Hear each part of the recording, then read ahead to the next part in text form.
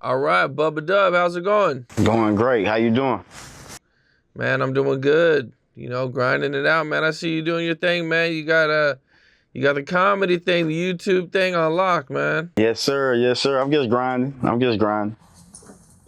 Well, tell us a little bit about yourself, man. You know, where'd you grow up? What it was like for you, and how'd you get into doing comedy and everything? Hey, I'm from a small town called Alto, Texas. Ain't no more than 600, 700, 800 people there. Whereabouts is that at? That's like, you heard of Tyler, Texas? Tyler, heard of it. Longview, Kilgore, Jefferson. It's a small town. We call it East Texas. It's like 600, 800 people there. It's a real small town, man. Red dirt. That's what I call it. Ain't nothing but red dirt where I'm from. So. What was it like growing up there? Love, man. You know, I come from a small community, you know, where everybody love one another, everybody try to help one another. So it's great growing up there. Wasn't nothing going on, but shit, it was great living there, though. Now, how'd you get into comedy, growing up in such a small city? I always been funny. My mother is funny. You know, comedy is me. You know, when you black and ain't got nothing, all you got is laughter. All you got is each other, make motherfuckers laugh. You know, joning on one another, ranking. That's all we did. So I always been funny. I just finally decided to just come on out with this shit and, you know what I'm saying, start putting it on the internet or per se or shit like that. And you started putting everything on YouTube first? Yeah, I was putting everything on YouTube, then Facebook, and then I slowly went over to IG. And what were like some of the first videos that finally started to crack for you? I probably put out 3 videos before I went viral. You know, just honestly, I put out probably like 3 videos before I went viral. And I used to go live though. I used to do live skits, like really go live and do my skits. Like, wasn't nobody else doing that shit with me. I was going live and doing my skits. And, you know, a lot of people can't do that because they shit be rehearsed, scripted. My shit is not scripted because it just real. It's live like that. So I was one of the first ones to start doing that shit. And were you in high school when you were doing this? Nah, I was grown. You were grown? Yeah, no high school. What was high school like for you? High school was dope. Class clown, played sports. High school was cool. You know, if I could know what I know now, I could start doing my comedy right after I graduated. But, you know, live got a way of teaching you some things. But you know what they say, better late than never, so. That's it. So you graduate from high school, and do you try to get a job? Do you go to college? Yeah, I get a job. Man, I go to college for one motherfucking day. I go to college one motherfucking day, man. Didn't have no way back and forth to college, so I left that shit, went back home, started working in the woods. I'm from the country. You know, we cut down trees and haul woods and put them on the 18-wheelers and take them across and get that bag. So I was in the woods, man, with a chainsaw, cutting logs and shit. It's a dangerous job. But at the time, shit, I was making like $90, $95 a day. Shit, that's big money back then, you know. So shit, that's what I started doing. And how'd you stop working at that job? Shit, get the fuck up. That shit dang, the trees fall them, hit you on top of your motherfucking head and kill you and shit. I got the fuck up out of there. I went to Walmart on that funky ass. I went to Walmart and became a cart pusher. Shit. So you quit the trees? Hell yeah, I quit them trees. Shit. Go in the wood 5, 6 in the morning, come out 7, 8 at night. Hell no, that ain't for me. I had to get around some AC, so shit. I went to Walmart, goddammit. Made some shit happen. And how long were you at Walmart? I went to Walmart 8 months and got fired like a motherfucker. Them white folks ain't worth a damn. How'd you get fired? Shit. Hey, being me. Talking shit, talking back, doing what the fuck I want to do. Not realizing I need to be listening, you know what I'm saying? You know me, young, the motherfucker, man, thinking I know everything, which I didn't. They told me I couldn't be late no more. She came in late like a motherfucker. They showed my ass the dope. And so, shit, you know, went and find a couple more other jobs, work. You know what I'm saying? Got in the streets, doing some shit I shouldn't have been doing, you know, and had to figure this shit out. And here I am today. And at some point, you take the comedy a little bit more serious? I wasn't ever doing comedy then at all. I just, you know, I wasn't ever doing no comedy then at all. It wasn't about taking nothing serious because I wasn't doing it. I didn't start doing comedy until 2017, which was 5 years ago. And once I started doing comedy, it's been serious ever since that day. Like, once I set my mind on something I'm finna do, I'm all in. So 2017, when I started this comedy journey I'm on right now to today. What do you feel was like your break? Like, when was it like, yo, I made a good impact here? Well, I feel like I thought I made a great impact when I ended up on Pop Smoke first album. You know, I'm on that. You were on his first album. Okay, how'd that happen? Track 8 called Snitching. 50 Cent ran across one of my skits on TV. On internet. Put it on his page. Thought it was funny. You know, the snitching shit. Right when 6ix9ine came home, that video hit, which I had already done that video probably like 8 months prior to him coming home. I guess me, you know, being an actor, comedian, acting like I snitched on somebody. And that shit hit, that shit took off, and 50 Cent put it on Pop Smoke album. And, you know, everybody like, oh my God, Bubba Dub on Pop Smoke album. I thought that shit was really gonna really just jump off, like, but it really didn't. It just, you know, people knew it, but it really wasn't no, you know what I'm saying, no steam behind it. So. Did you get to meet 50 Cent? Did you never get met to... 50. You know, Pop Smoke was dead. You know, or I picked him. Never met 50. He just actually took my shit and put it on a song. And, you know, I had to figure that shit out, how to get paid from that shit. And I did. Wait. He took it without your permission and just used it? Correct. He took it without my permission, put it on Pop Smoke album. I had to get a lawyer and all this and that to fight. Which they agreed it was me, you know. They paid me for it, but now I'm just waiting on them to put it actual on the album, not my name. So that's what I'm waiting on right now. But it's going to happen. I mean, you know, that's a done deal, you know. But, yeah. Okay, so at this point, you've gotten paid, but you haven't got your name credit yet. I haven't got my credit. They owe me a plaque and all that shit. They owe you a platinum plaque for it? Yes, most definitely owe me a platinum plaque. You got to think about that song, Snitching, with Future, Quavo, Pop Smoke on that song, right? Without my skit in the front of that song is nothing. My skit is what make that song. You know, so. Man, were you surprised when you heard your skit on the song? I was surprised as shit. Like, oh, fuck, I'm on Pop Smoke album.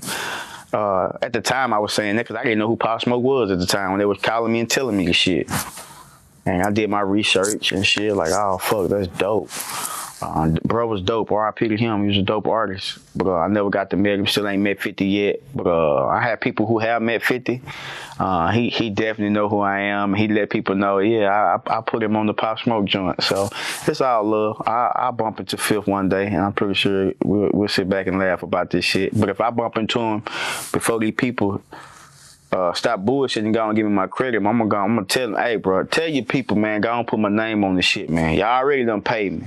You know what I'm saying? Y'all already done paid me. Go on, put my name on this shit so I can get my credit for it, man.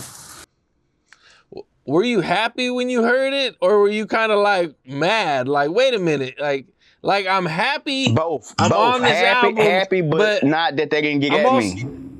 Cause you know where I'm coming from, you want that recognition, but you know you want it. You want people to know that's you. People know it's me, but my name ain't there.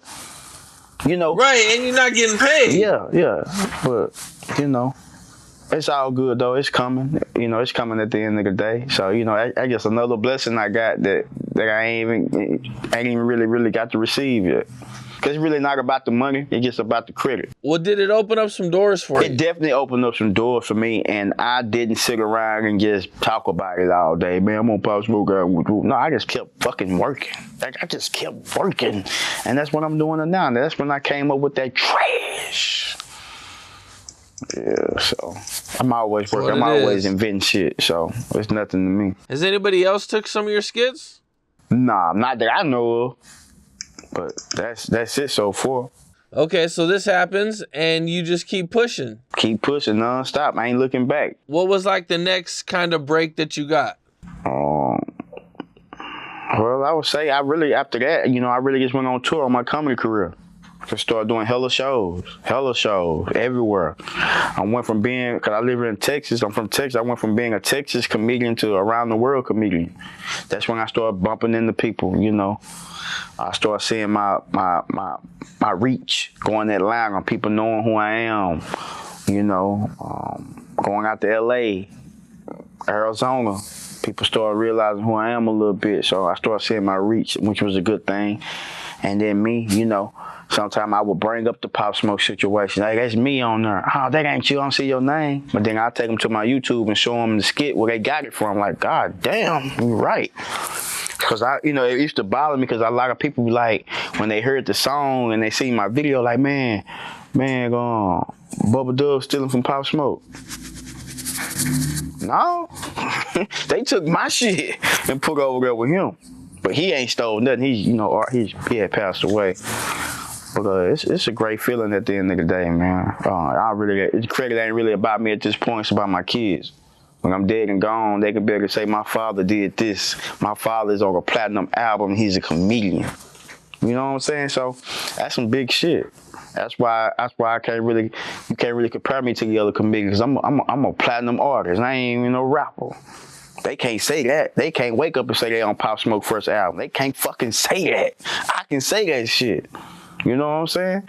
So, yeah. So people always ask, what's the difference? That right there. When you go so motherfucking hard, they put your shit on a rap album. His first, not the second one, some shit he had nothing to do with. Even though he didn't have nothing to do with this, the song was done, his verse and shit. But I'm saying, this is the first. The first always the best. You know. So yeah, that would separate me from the rest of the comedians out here, man. They ain't on no shit like that. That's what it is, man. Okay, so I know you linked up with like a lot of big dudes, man, like Shaq and Floyd and Country Wayne and everything, man. How'd you link up with everybody? I still ain't met Shaq yet. Oh, you ain't met Shaq yet? I ain't met Shaq in person yet. Only on the FaceTime and this and that, man.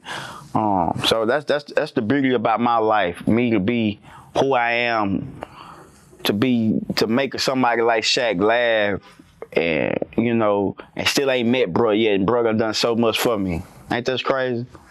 Yeah. So how did you guys, you know what I'm saying, connect, and you know, what all exactly has he, you know what I'm saying, helped you along with? Shaq, he just reached out to me one day last year, and he was like, what you saying about the Lakers, little bro, is real talk. You know, it's real. And, you know, I didn't think nothing of it. I was like, I appreciate you. And I went and told my cousin about the situation. My kinfolk, Adrian Blakemore. I was like, man, Shaq hit me up. I just told him thank you. Like, hey, fool, dumbass. Tell him put you on one of them damn shows. You know what I'm saying? Shaq in the comedy world. And I did. I reached out to him. He had a comedy show they did. I didn't get on. No, it was a little too late, but he said, I'm going to make it up to you. And he ended up buying me tickets to the All-Star game last year in Cleveland. So he looked out for me on that and put me on his podcast. And, you know, we just been real cool ever since. We just ain't linked up in person yet. So yeah, Shaq cool dude, man. Shout out to Shaq. And I seen, you know, you kind of hang out with Floyd Mayweather a little bit? That's my brother. That's my big brother, Floyd, man. Floyd reached out to me on IG. I thought it was fake. I had a show. I get back to the room, look at my phone. I see a lot of people on Instagram at Floyd Mayweather. I'm like, why is everybody at Floyd? This is my motherfucking page. I go and look, and Floyd was like, hey, brother, check your DM. You know me, I'm like, this shit gotta be fake. I go to the DM, check it. He had left. He was like, hey, I'm Floyd, this and that. I want to meet you and talk to you. Here's my assistant number. Call this number. I call the number, thinking he finna pick up. He don't. The assistant pick up. Shout out to Kichi.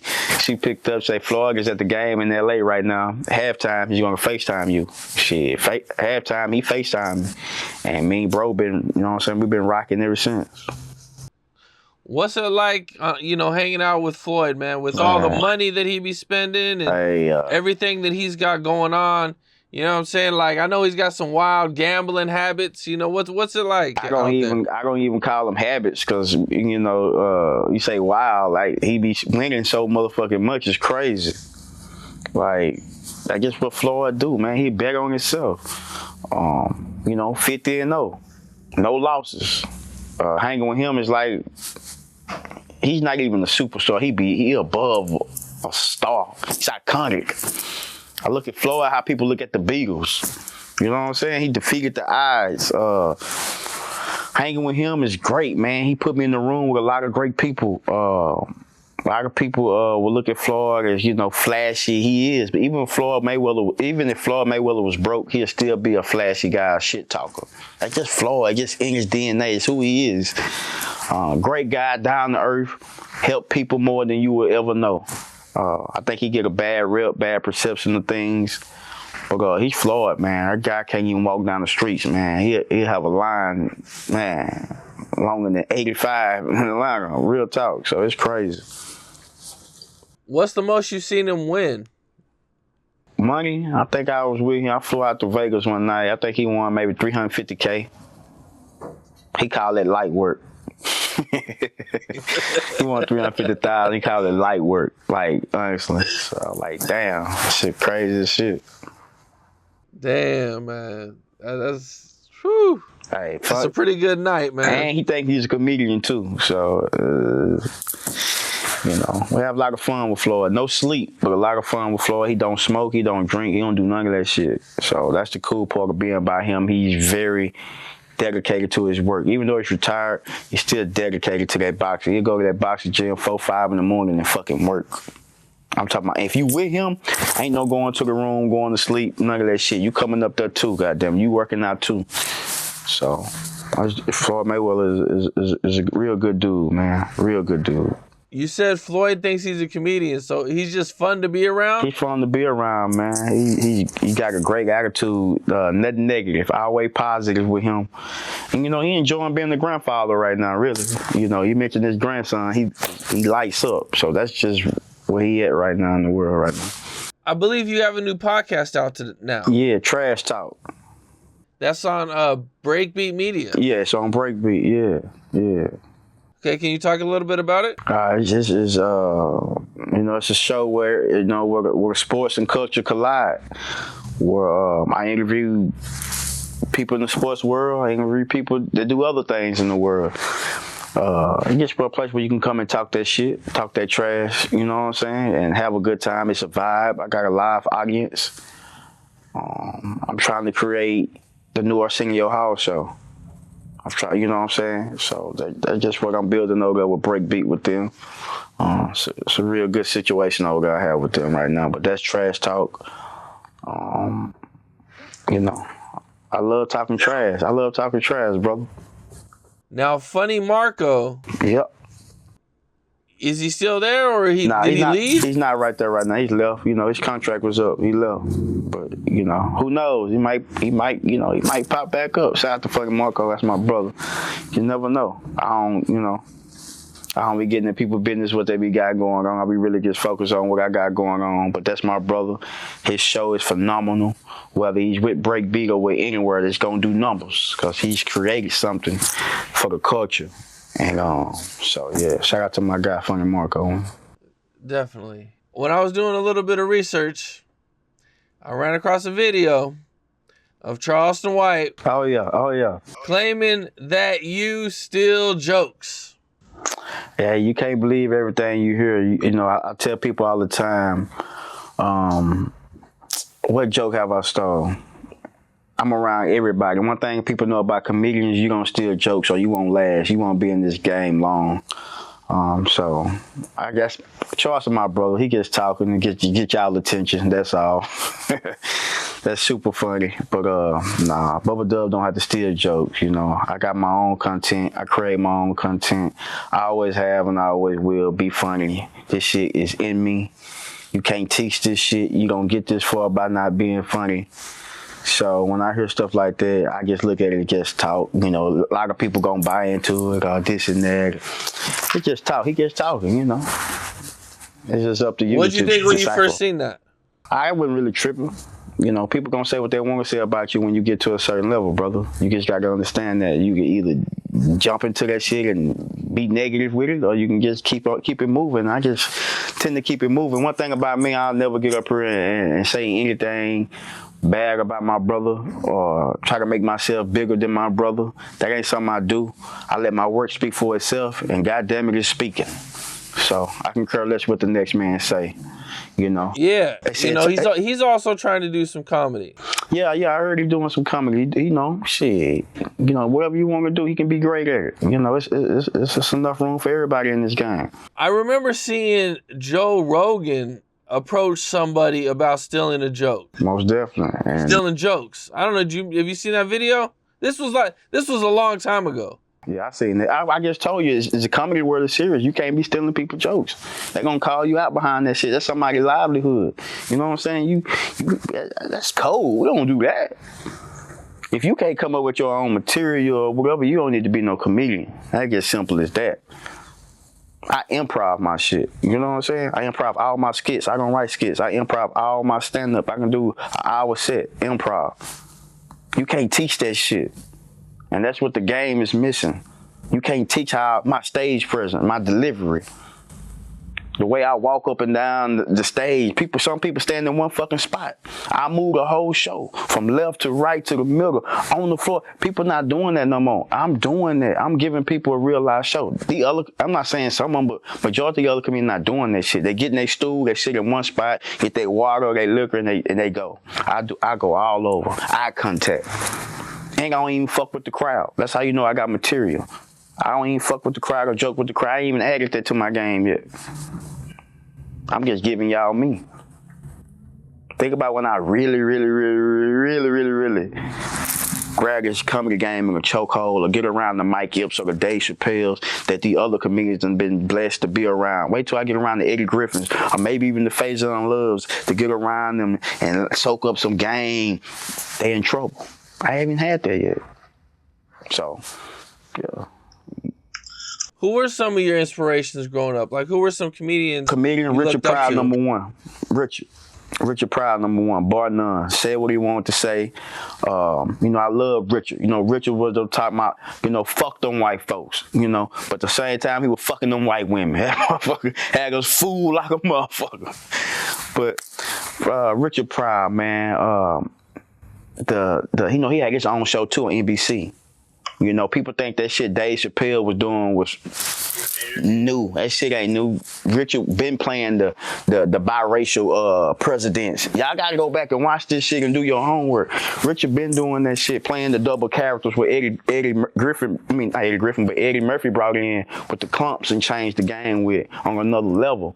Cause I think Which Way Is Up, Richard Pryor played the daddy and the grandpa, but the clumps, Eddie damn near played everybody. So Eddie Murphy is one of them. Bernie Macs, the Mike Epps, the Red Foxes, Esther. A lot of people gonna forget Esther was a comedian as well. Mom Maybelline. These are old school names that a lot of people, the younger people might not know about. If you do your research, you'll know who these people is. Bill Cosby, fucking comedian. You know, he was a clean comedian, but he was a comedian. I like the old school way of comedy, saying what you want to say without being repercussions these days. Because you say the wrong thing these days, and then, you know, they'll try to counsel you. So Richard Pryor was my number one for his comedy inspiration. But for his inspiration of life, my mother. You know, I come from, my mother had 5 kids. I'm the baby. My mom used to work at the school. She was a cook, made $900 a month. Took her all of us. I had the jars and everything off of mom with $900 a month income. So that's my motherfucking inspiration. My mom, she didn't graduate. My dad didn't graduate. All my mom kids graduated.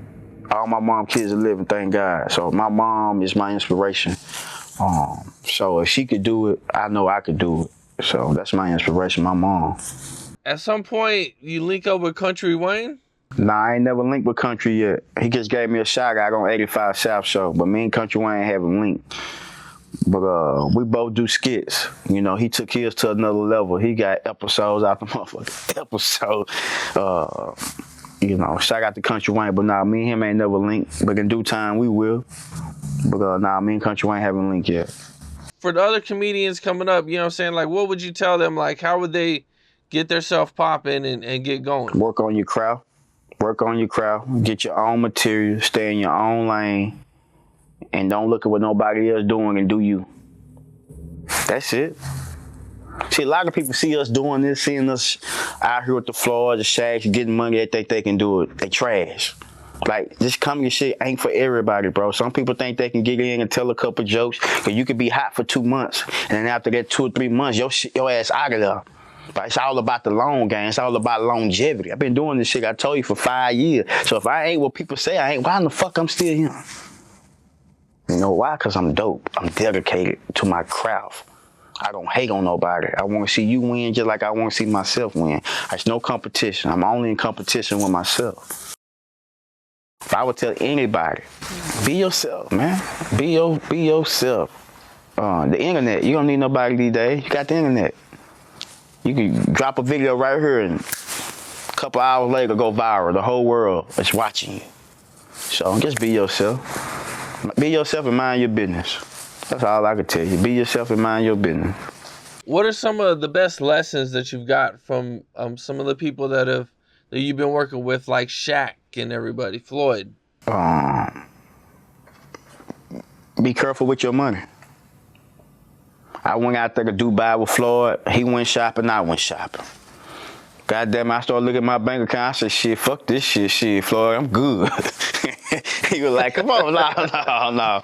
I ain't got them O's in my bank account like you got, my nigga. I gotta get back to the States. I gotta go do some shows or some shit. So, man, just stack your money. Have fun and stack your money, man. Stack your money. You can have fun later. Stack your money while you getting it. Stack it. Put that shit to the side. I know you want to go and do this and that, but, man, stack that shit for a rainy day, because a rainy day gonna come. I promise you that. What about Shaq? Shaq gave you any game? Shaq always giving me game, man. Shaq is business. Be on top of your business. That don't mean have somebody go and look at your accounts and this and that. You go and look at your goddamn accounts and see what you got going on. Because somebody could tell you anything. So just pay more attention. Keep going hard. That's Shaq motivation. Show me something. I be like, motherfucker, I'm showing you. And to him, you ain't showing me nothing. Oh, yeah. Show me something. Yeah. So just keep working. That's what it is, man. What do you think about the latest hip hop list from Billboard? Did you get a chance? I heard a couple people were left off that shit. I think I heard Ja Rule crying. I think the world forget how dope Ja Rule was because of 50. You know, because of 50 cents and his power, and 50 was dope. But people can't forget Ja Rule was hard, man. Like, and maybe that's where he lost it when he tried to go gangster, because Ja Rule used to make real good music. You know, I feel like, you know, they say he was left off. I can't remember the other people that was left off that list.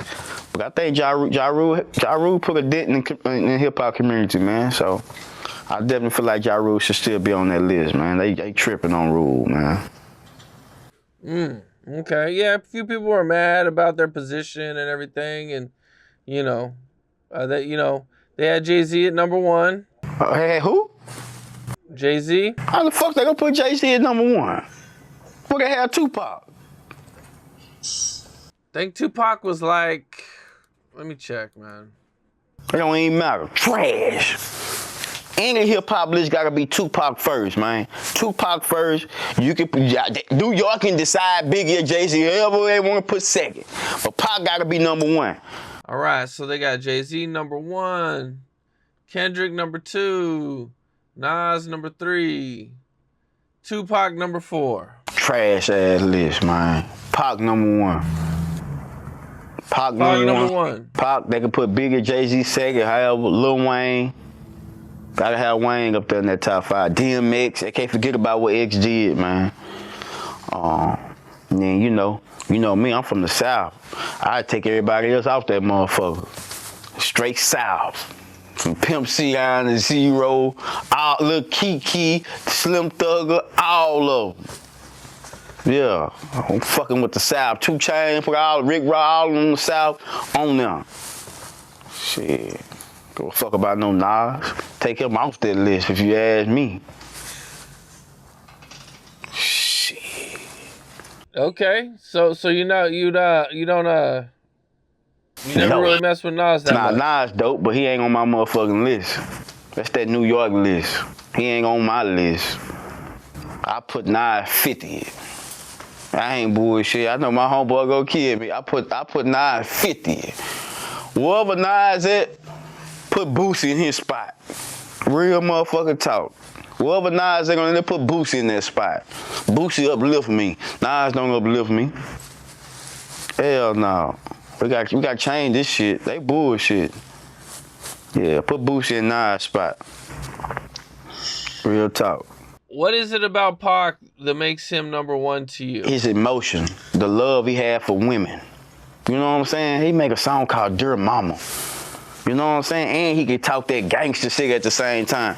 And you know, this generation, they want to talk about Pac. Well, he really wasn't a gangster. A lot of you motherfuckers ain't either, as we seeing now. Portraying on TV. A lot of you so-called rappers that y'all love the motherfucking most. Tattletailing like a motherfucker. So y'all stop talking about Pac. Pac was a motherfucking rapper and a great actor. Do you hear me? Ice Cube a great rapper and an actor, but he ain't acting like Pac was.